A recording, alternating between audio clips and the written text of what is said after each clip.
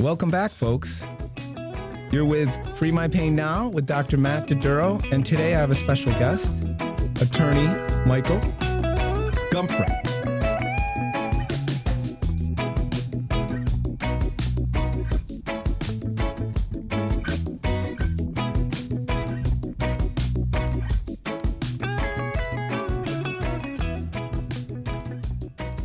You got it.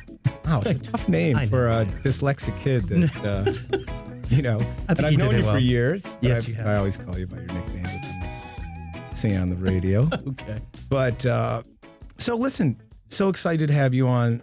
Today's feature is titled Avoid the Curse, which is, the curse is, hey, I'm in a terrible car accident here in Atlanta, Georgia, or wherever our listeners are, and metal and steel of your beautiful car get crumpled. You are just thankful to be alive after the wreck, and you're just glad, you walked away from it. But now your concern is, how do I get my car fixed? And what we've noticed here in the last 13 years being in Atlanta, I've noticed that more patients that come in, they're more concerned about their cars being made whole and not so much what happens to them after the accident. Your specialty, Michael, is in personal injury. That's correct. Which sometimes has a bad rap. It does. And there's a number of reasons for that. I mean, most reasonable people, I would say, the second they hear personal injury attorney, they immediately think of cheesy billboards or weird commercials or the stigma of being an ambulance chaser. And there is some validity to that.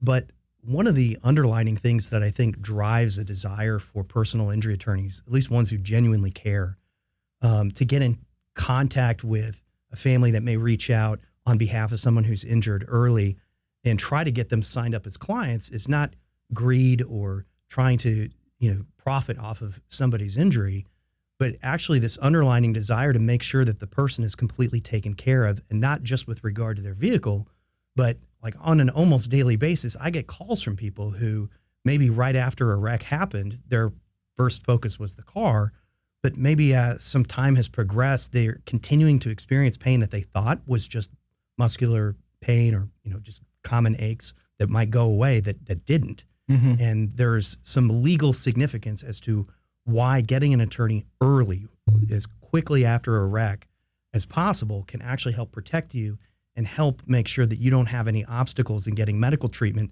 that not only serves a purpose of helping you heal, which is what you're in the business of doing, mm-hmm. but it's also legally significant as well, in that there's no break in something that we call the causation chain, mm-hmm. to where a gap in treatment might indicate to an insurance company or to a potential jury that, the person's complaining of aches and pains a month or so later, and it'd be very easy for them to say, oh, that's not from the car accident. How do we know they didn't go home and fall mm-hmm. down the stairs or something else happened? So documentation is so important.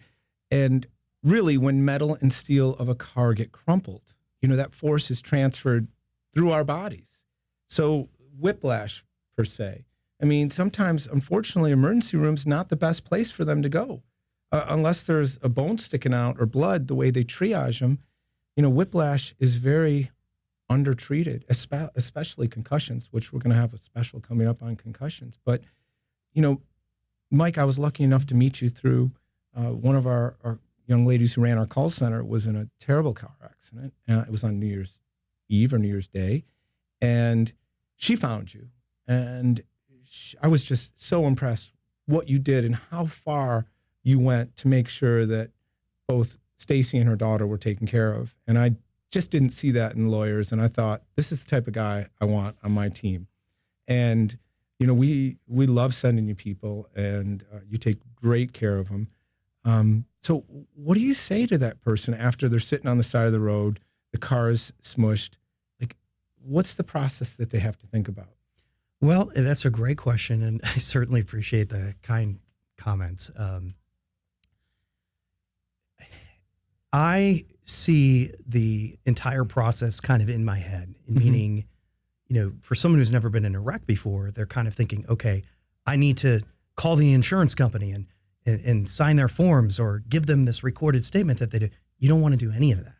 Mm-hmm. There's a lot of leverage, I guess I would say, that you retain after you're in a wreck, specifically with regard to your body and any potential injuries that you might have, that you don't want to just freely give up simply because you feel like you're getting something done. When in reality, you might be just doing the insurance company a favor for helping them minimize how much they have to pay you.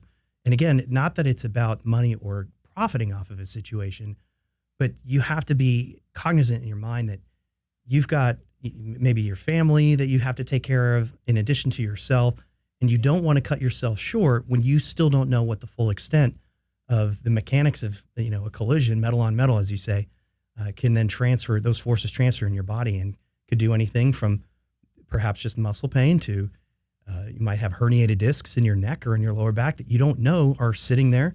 It could be causing you immediate pain, or they could be sitting there like time bombs waiting to cause you problems many years down the road, far sooner than you otherwise would have through the normal aging process. So there's so many factors and moving pieces. The thing I always like to say is the true effects of that car accident may not show up for 2 days to 2 months after. So yes, call the police, make sure you get a report written up, go to the emergency room and get x-rays, get evaluated, document, find out where you're at. But I can't tell you how many people 2 months, 3 months later come in and as we're doing the case history, oh yeah, I was in a car accident on this day. And I'm like, oh, did you get treated? No, I didn't think so. Yeah. You hear it every day. I hear it all every day. I get calls from people, like I said, it might be 2 months after the accident. They're still having pain. They want to know if there's something that they can then do about it. And it becomes very challenging legally, because if there's been no treatment during that, say 2 months or however long that it's been, it becomes difficult to be able to argue that the pain that they are currently experiencing was caused by the wreck because there's been no treatment during that gap period.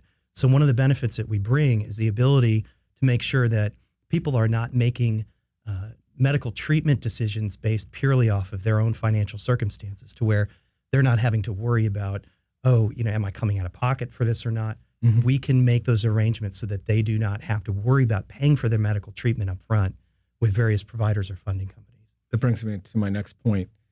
So many people, they don't want to sue. They don't want a lawyer. But really, not only are you protecting their best interests and understanding the policy limits of that case, but you're going to make their car corrected, right? And you're going to make their whole body, what do they call that? To be made whole. To be made whole. That's how they. Certainly in Georgia, you're entitled to medical bills, compensation for medical expenses, lost wages if you're employed, mm-hmm. pain and suffering, which has kind of become a catchphrase that people don't understand. It's not just physical pain and suffering, but it includes a number of, sub-elements that include all the effects that it has on your life. And we seek financial compensation from that from the insurance companies. And what I deem is simply holding them accountable. A lot of people hesitate to hire a lawyer because, I don't want a lawsuit. I don't want to sue the person personally. It was just an accident. But these cases almost always involve not the person who caused the accident, but their insurance company. If they collect the premium for that reason, and that's why we see the commercials day in and day out. Mm-hmm. You're familiar, like a good neighbor or someone's on your side or whatever. And those promises that are made to the public over and over again, that they're going to step up and do their job to take care of you when you're hurt. And my job is to then hold them accountable to that promise. And my clients are never going after the person who caused the accident personally. It's always through their insurance carrier. And that's a very important thing to remember when it comes to the motivation for getting a lawyer involved. And so many times people think, I can do this, and they're on the phone and they're making calls, but it's scary because they're being recorded. Yeah. Anything they say can be held against them. Right. And, I just think it protects them.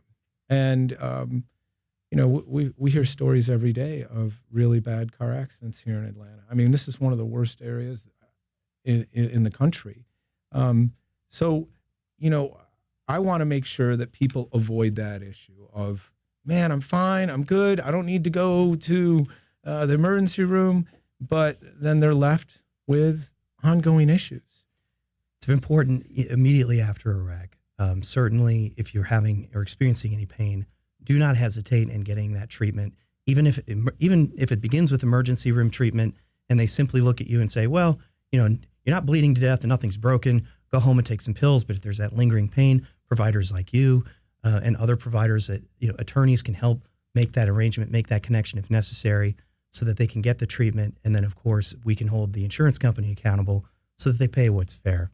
Our mission here at Free My Pain Now is really making that patient become their own healthcare advocate, creating a great team around them that they can handle these type of situations that life throws at you. And Michael, it's a pleasure to have you on our team and working with our patients. And I don't want to get into too much of all the wonderful things you've done, but Michael is very humble. He's one of the top 30 attorneys. And give me those. Come on. No. Under 40, I don't like to brag.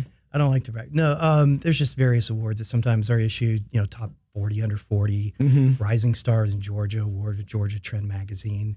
Thumbtack has me rated number 1 in North Georgia right now. So boom, I love it. The other thing that I like is, and I don't know where you got this, but you are not scared to go to trial. Oh, it makes a big difference with the insurance companies. Certainly. I'm going to make you say this one thing you said is that, you are on this planet. You live in this community. What was that thing you said one time? Oh, there was just a drunk driver caused an accident, and the insurance company was making terrible offers to the client before I got involved. I filed a lawsuit to increase the pressure and let them know that the penalties, especially for the drunk driving, financially were coming down the pipe. And to avoid the trial, I essentially told the insurance adjuster part of what my closing argument would be, which simply involved that I was going to be looking at a jury and telling him, look, this is a one opportunity for you as citizens of this county to send a message as to what tolerance level we have for something as terrible as drunk driving and injuring people involved. And anyway, they changed. They decided to settle for maximum policy limits very quickly after that. So a man you want on your side. Thank you so much, Mike. Thank you, Matt, for having me. All right.